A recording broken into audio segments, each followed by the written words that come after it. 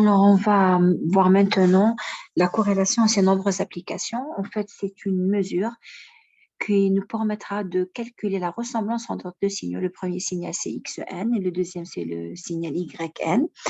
Alors, elle présente d'énormes similitudes avec le produit de convolution, sauf que ici, regardez, c'est une sommation qui se fait sur n.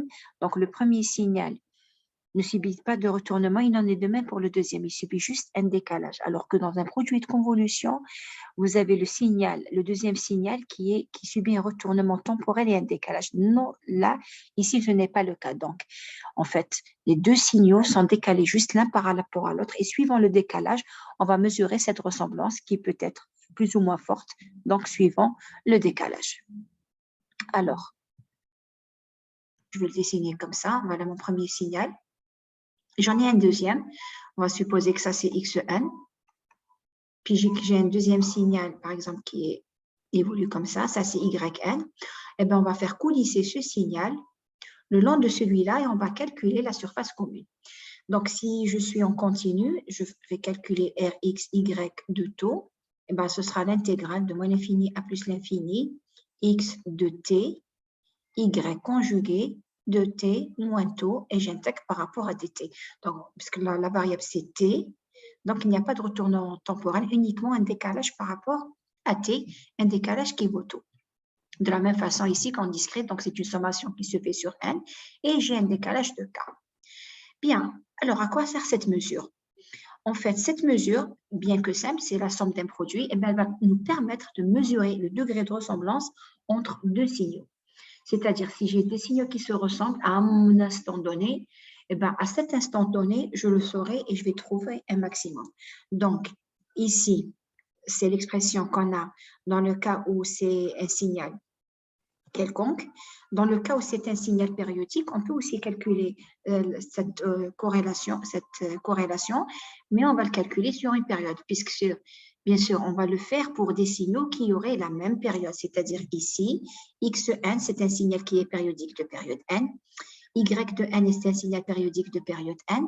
Donc, comme ils sont tous deux périodiques, leur corrélation sera périodique, parce que dès que vous allez faire un décalage qui aura du même degré, qui sera du même le décalage sera du même ordre de grandeur que n, ben on va retomber sur la même période. Donc, il est logique que ce soit périodique de période n. Maintenant, on va voir juste un exemple comment, en fait, comment cette mesure de similitude va nous donner des informations sur deux signaux. Alors, ici, en fait, j'ai pris un exemple. J'ai pris un signal aléatoire. Donc, c'est le premier signal, le voici. Ça, c'est xn. Ensuite, j'ai pris le même signal, sauf que je l'ai décalé de 50 secondes. Mais le décalage, je l'ai fait dans ce sens, c'est-à-dire ce signal-là, j'ai fait un décalage comme ça, de 50 secondes. Donc, si vous regardez bien, si je regarde par exemple cette partie-là, c'est exactement la même, si je ne me trompe pas.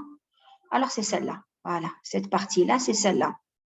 Donc, il y a un décalage de 50 secondes. Donc, celui-ci, je peux considérer que donc, ce signal est la version décalée de celui-là. Donc, si je regarde maintenant la corrélation, voilà ce que je trouve. En fait, j'ai calculé la corrélation entre Y et X. La voici. Alors, on remarque que quand on a mesuré la similitude entre les deux signaux, qu'est-ce qu'on a trouvé? Pour tous les décalages, c'est-à-dire ça, c'est votre cas ici. Ça, je l'ai dessiné en fonction de n. Et ça, c'est mon décalage K. Donc, ce que je trouve ici, c'est R, Y, X de K. Eh bien, je vois ici que lorsque je le décale de 50 secondes, voilà, j'ai un pic au niveau de 50 secondes. Ça veut dire qu'ici, les deux signaux, puisqu'ils se superposent totalement, donc comme vous allez les superposer, chaque point se superpose, c'est-à-dire avec un 50 secondes. Si vous prenez celui-ci, vous le décalez maintenant donc de 50, puisque j'ai calculé R, Y, X de K, vous allez trouver une superposition parfaite. Cette superposition parfaite fait que donc, chaque point sera multiplié par lui-même. Donc, c'est un peu comme si vous étiez en train de calculer une énergie, puisque chaque point… Donc, quand je vais calculer R, Y, X de K, si je décale ce signal-là de 50 secondes, si je décale celui-ci de 50 secondes, donc au moment où celui-ci sera décalé de 50 secondes, cette partie va se superposer à celle-là et il en sera de même pour toutes, donc point par point. Du coup, je vais avoir ici, c'est comme si je multipliais, j'élevais chaque valeur au carré, et donc j'aurai ici le maximum en 50 secondes. Remarquez qu'ici, tout le reste possède des valeurs très très faibles. Donc on dit que c'est un signal décorrélé, c'est-à-dire il ne ressemble à lui-même qu'à l'instant où le décalage il y a la superposition parfaite. On parle même d'effet mémoire. On peut dire de ce signal-là qu'il n'y a pas de mémoire, du fait qu'il ne ressemble à lui-même qu'au moment où le décalage est exactement le même. Voilà pour l'utilisation de la corrélation. Donc, si vous trouvez une forme, par exemple, qui est comme ça, par exemple, et puis tout le reste, c'est des petites valeurs, et bien vous direz que la mémoire vaut la durée que vous allez trouver ici. Ici, par exemple, ça fait 100 secondes. On parle d'effet mémoire. Bon, ça, c'est pour, donc en général. Donc, si vous devez calculer la corrélation, c'est cette expression qu'il faudra employer. Maintenant, on va voir comment on la calcule numériquement, monsieur, à travers un exemple. Ici, alors pour parler des propriétés, je préfère d'abord faire l'exemple et puis on va retrouver ces propriétés ensemble.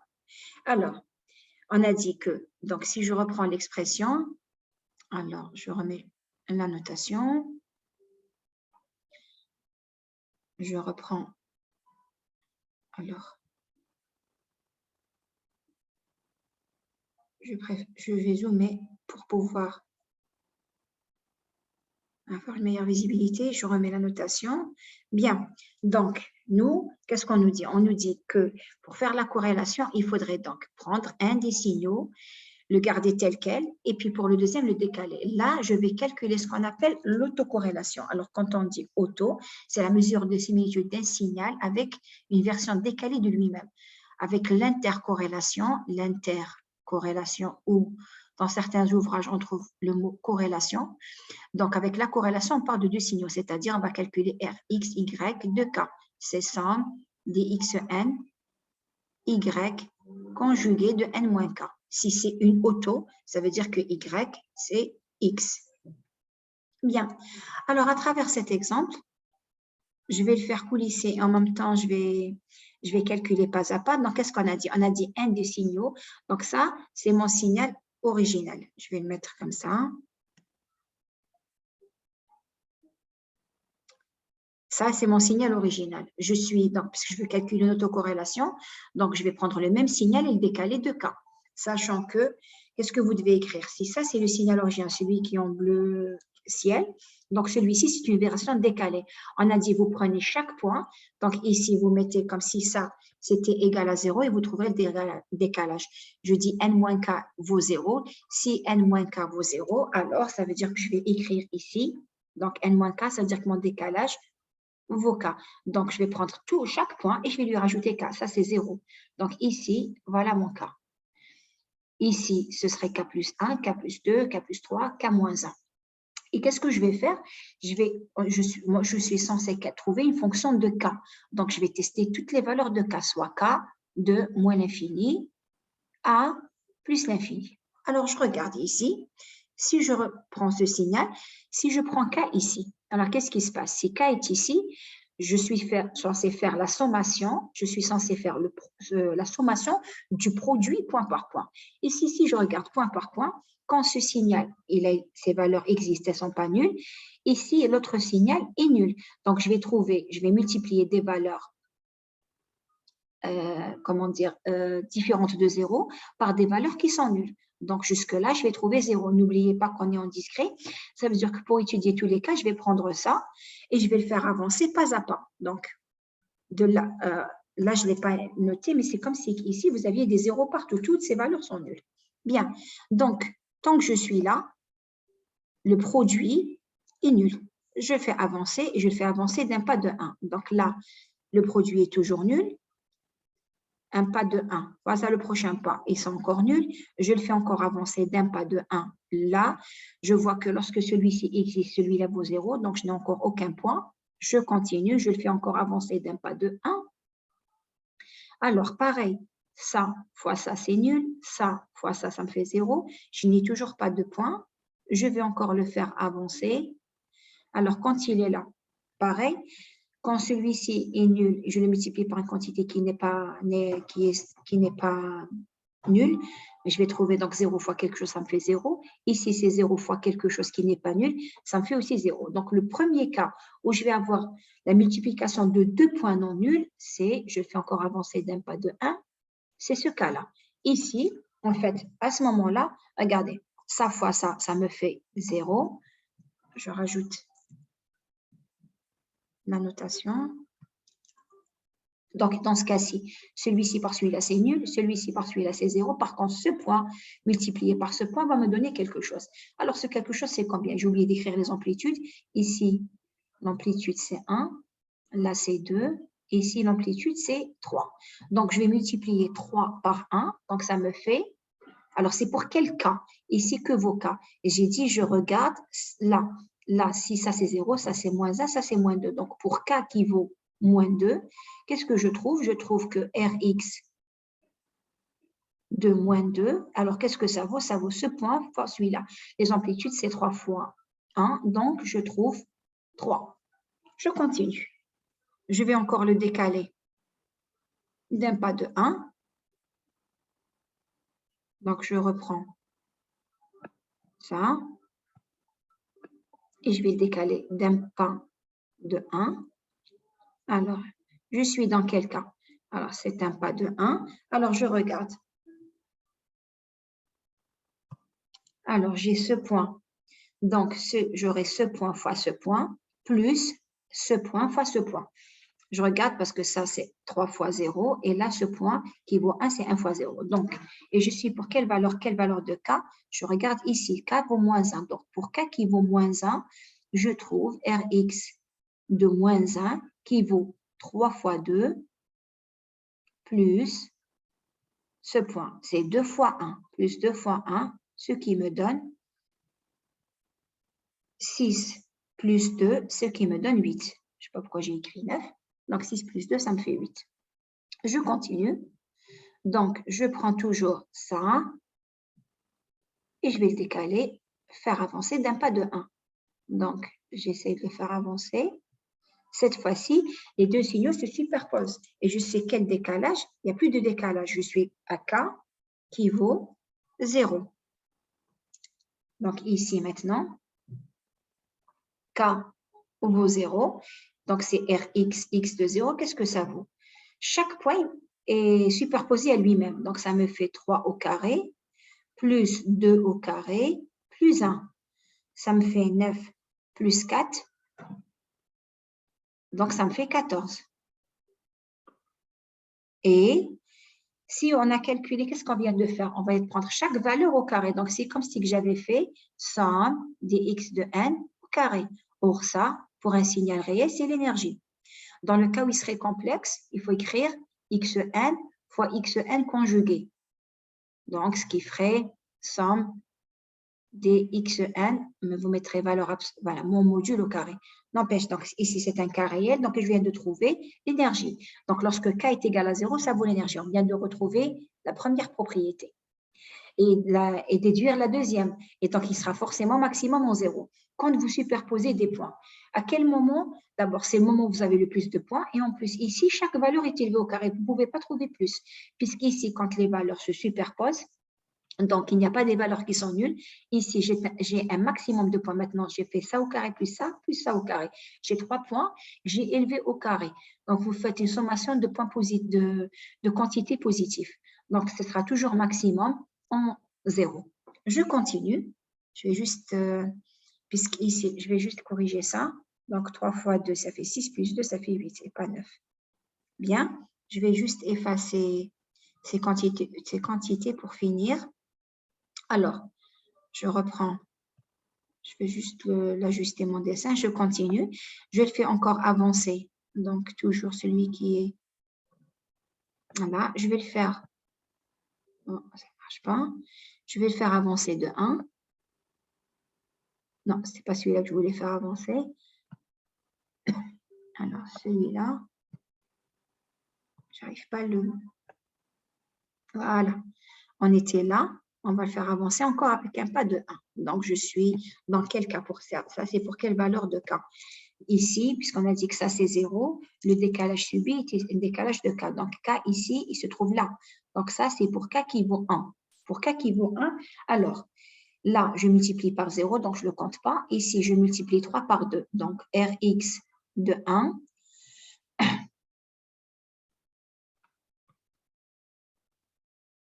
Alors, je ne vais pas effacer. Ah. Alors, je recommence.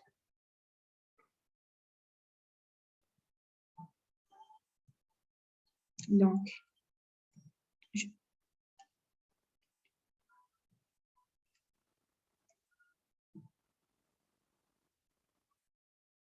alors, K qui vaut ici, K vaut 1. Alors, qu'est-ce qui se passe? Ça me fait 3 fois. Alors, ça me fait, donc, Rx de 1. Alors, c'est 3 fois 2 plus 2 fois 1. Ce qui me fait également 8. Donc, j'avais trouvé 8. Je retrouve 8. Il me reste encore un cas à traiter. Donc, je décale encore avec un pas de 1. Alors, un pas de 1. Alors, ici, donc, que vaut K? K vaut 2 maintenant, puisque je regarde où se trouve le trait ici. Donc, voilà, c'est K qui vaut 2. Alors, ça fois ça, c'est 0. Ça fois ça, c'est 0. J'ai 3 fois 1. Donc, pour K égale à 2, alors Rx de 2, c'est combien? C'est 3 fois 1. Et donc, c'est 3. Ensuite, ce point sera multiplié par 0, celui-ci par 0, donc je n'ai plus rien. Bien. Je vais encore le décaler d'un pas de 1. Cette fois-ci, quand l'un a une valeur non nulle et l'autre a une valeur qui vaut 0. Donc, ça fois ça, ça fait 0. Ça fois ça, ça fait 0. Ça fois ça, 0. 0, 0. Le signal ne vaut, c'est-à-dire toutes les valeurs pour Rx, donc pour K, on vient de voir que pour K, qui est plus petit que moins 3, donc pour là, donc Rx de K avec K inférieur ou égal à moins 3, c'était égal à 0, c'était la partie qui était négative ici, et là on vient de voir que pour Rx de K avec K supérieur ou égal à 3, c'est également 0. Alors, deuxième chose, qu'est-ce qu'on a dit? On a dit, donc celle-là, on a vérifié. Ah, Rx de 0, c'est la superposition parfaite. Et je retrouve l'énergie. Donc, il est logique qu'il soit un maximum en 0 puisque c'est la somme de carrés. Ensuite, maintenant, regardez. Si vous remarquez ici, Rx de 2, c'est Rx de moins 2. Donc, je peux écrire ça, ça vaut Rx de 2. Rx de moins 1, c'est Rx de 1. Donc, je peux écrire ça, c'est Rx de 1. Ce qui veut dire que l'autocorrélation d'un signal qui est réel est pair. On peut le voir ici. Je reprends juste ce dessin-là. Alors, si je prends cette, regardez, ce cas-ci, quand les deux signaux sont comme ça. Donc, ça, c'est pour K égale à 1. Faire ce dessin-là, où, regardez comment ils sont décalés juste d'un pas, c'est deux droites parallèles. Prenez ce cas et celui-là, c'est les mêmes. Vous avez deux droites parallèles avec un pas de 1. La même chose pour 2. Regardez, si je prends quand c'est égal à 2, j'ai deux droites parallèles, d'accord, avec un espacement de 2 points. Je le prends ici pour moins 2. Bah, pareil, j'ai aussi deux droites parallèles avec un pas de 2. Donc, c'est les liens normaux que lorsque je le décale dans ce sens ou dans celui-là, je retrouve la multiplication des mêmes points. Voilà, donc c'était pour pouvoir vérifier que la corrélation, l'autocorrélation, pardon, est bien, je remets juste ça, que l'autocorrélation est bien réelle. S'il est réel, c'est normal, vous multipliez deux réels, vous n'avez plus de conjugué, c'est réel, et en plus, elle est paire. Autre chose, on me dit que la durée, si le signal comporte n valeurs, eh bien, l'autocorrélation comportera 2n-1. On peut le vérifier ici, vous avez 3 points non nuls. 1, 1, 2, 3. Donc, votre signal comporte 3 points. On vient de voir que l'autocorrélation, voilà ce qu'on a trouvé. 5 points. Si je fais 2 fois 3 moins 1, je trouve bien 5. C'est 2 fois n moins 1. Dans le cas où c'est une intercorrélation, c'est-à-dire vous avez un signal qui vaut, si xn a une longueur de n et yn il a une longueur de m, et bien l'autocorrélation rx de k, rxy de k, et bien ce sera n plus m moins 1.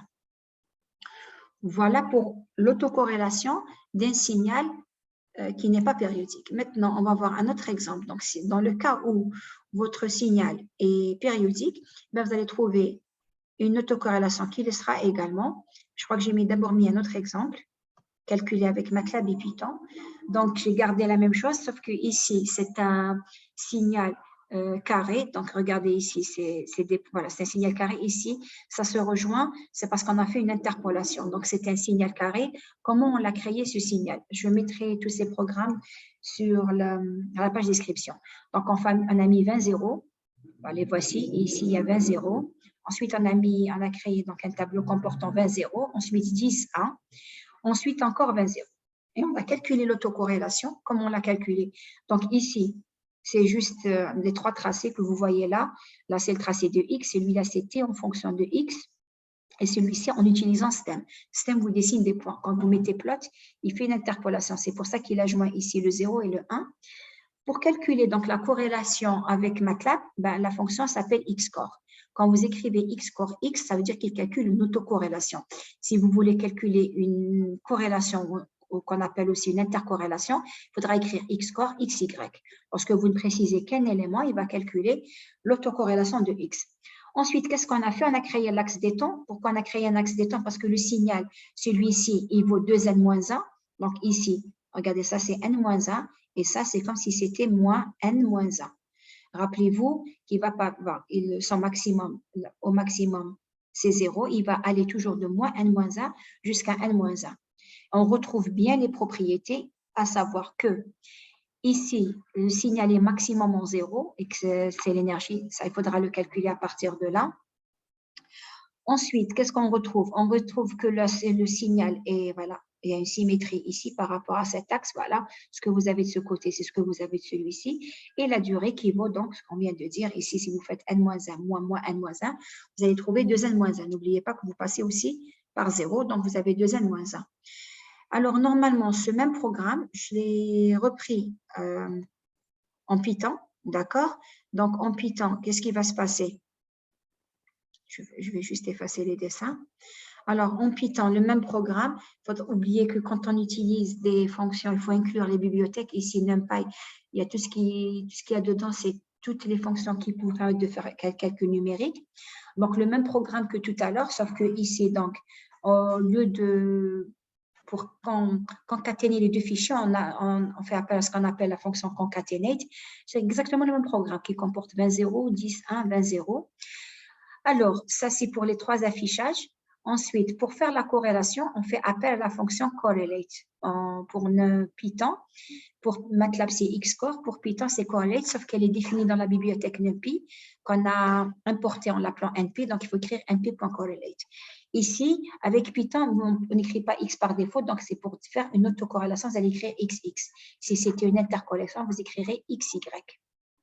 Et la même chose, on a ploté, puis on a même calculé, là, ça vous permet de calculer l'énergie, puisque ça, c'est la valeur absolue au carré. Donc, c'est comme absolu. Donc, c'est comme vous avez écrit valeur absolue de x et n, et vous aviez élevé au carré, et le somme, le voici. Ça vous permet donc de calculer l'énergie sous Python.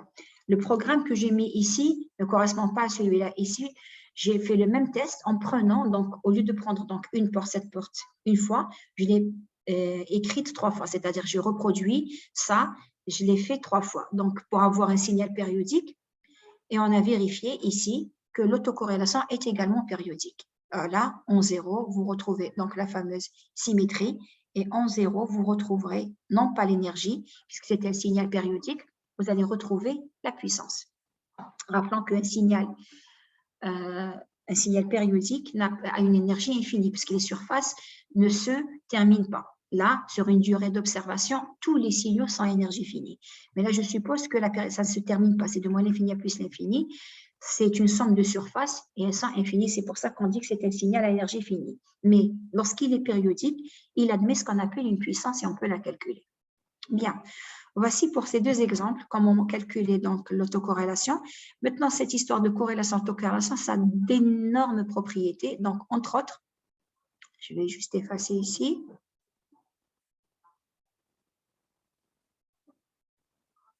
Alors, un exemple tout simple.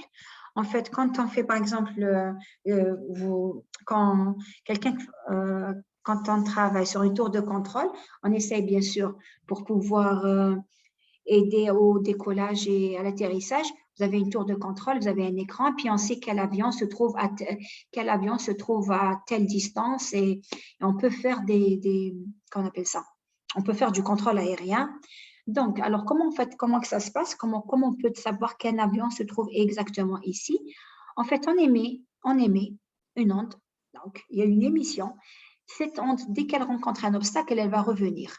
Et puis, le temps qu'elle va mettre pour aller et revenir, ce qu'on appelle le temps d'aller-retour, va me permettre de savoir à quelle distance se trouve l'objet en appliquant, sachant que D, c'est la vitesse, pas le temps. Si je suppose que, par exemple, V, ce serait la vitesse de propagation dans l'air. Donc, si j'ai ce temps d'aller-retour, eh bien, le temps d'aller-retour. Donc, si je veux déterminer la distance, il faudra que donc, je prenne le temps d'aller-retour, je vais le diviser par 2 et je trouverai à quelle distance se trouve mon objet. Je pourrai l'afficher sur un écran. En fait, ici, on a pris le même programme. Donc là, c'est sous Python, puis là, c'est sous MATLAB. Donc, pour simuler ça, en fait, cette onde qui est émise, qu'est-ce qui va se passer? Donc, puisqu'elle va parcourir un chemin et qu'elle va donc, une fois qu'elle a l'obstacle, elle va revenir. Donc, en fait, je vais récupérer ce que j'ai envoyé, mais sauf que ce que j'ai envoyé, donc, je vais récupérer, on va supposer que le signal émis, c'est XN. Donc, en fait, YN, c'est juste mon signal qui a été retardé, mais pas que. Donc, en fait, mon signal, c'est donc mon signal qui a été retardé d'une certaine quantité, sauf que l'énergie, puisqu'il a parcouru une distance, il va être atténué, parce qu'il a traversé des milieux qui font qu'il va subir une certaine atténuation.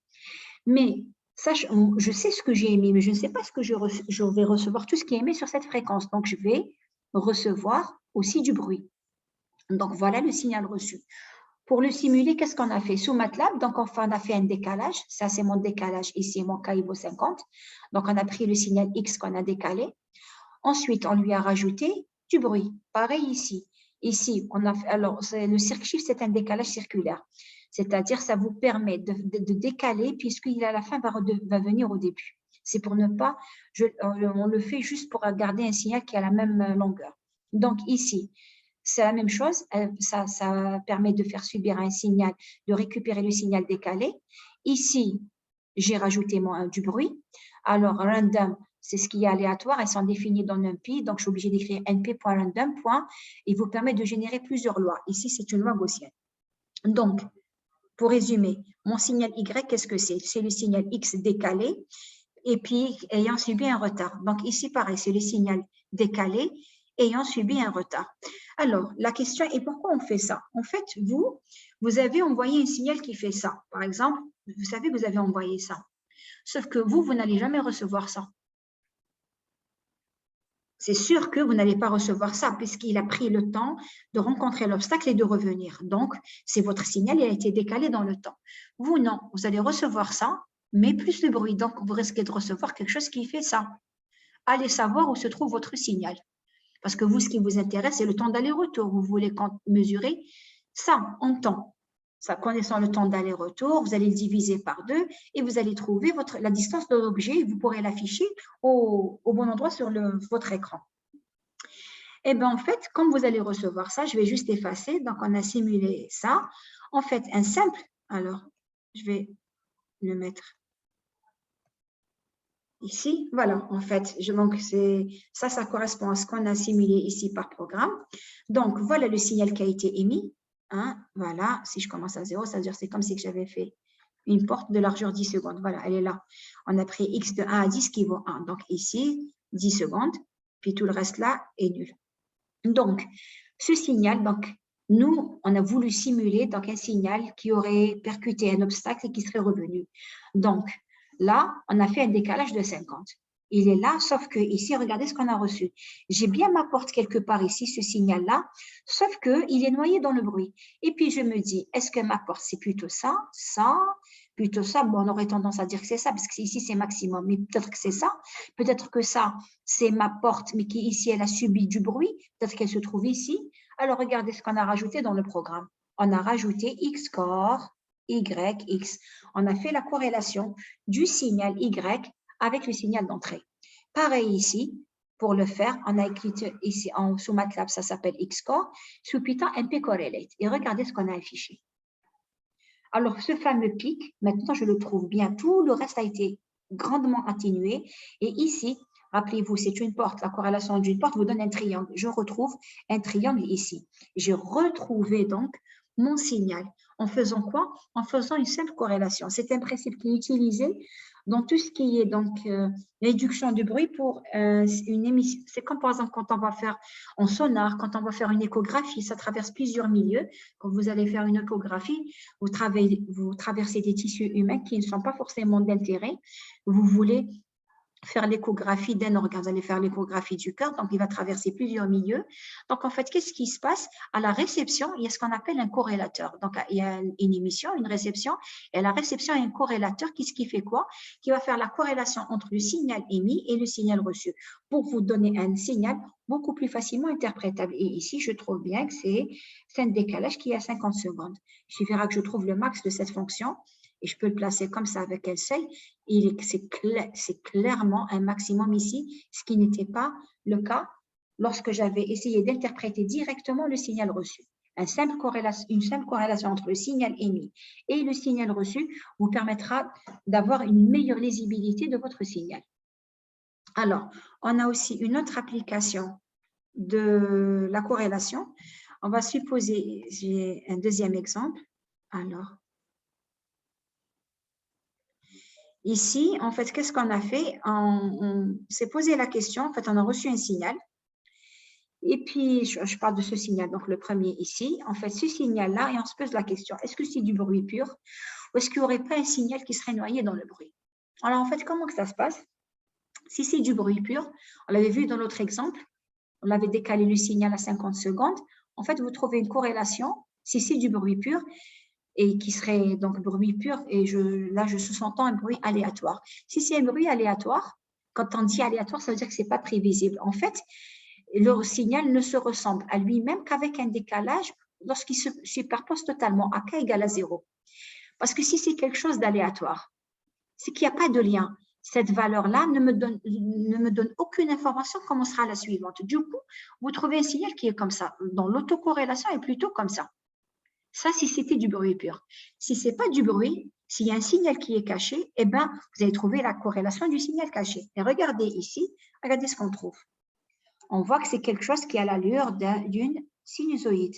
Alors, je sais donc que dans ce signal-là, il y a une cosinus qui est noyée dans le bruit. C'est un cosinus noyé dans le bruit et je le retrouve. Alors qu'a priori, là, ce n'est pas évident de voir où est le cosinus. Donc, ça c'est aussi une autre application de la corrélation. Si jamais vous doutez, vous avez recevé, là j'ai généré une sinusoïde bruitée, donc j'ai pris une sinusoïde à laquelle j'ai rajouté un bruit.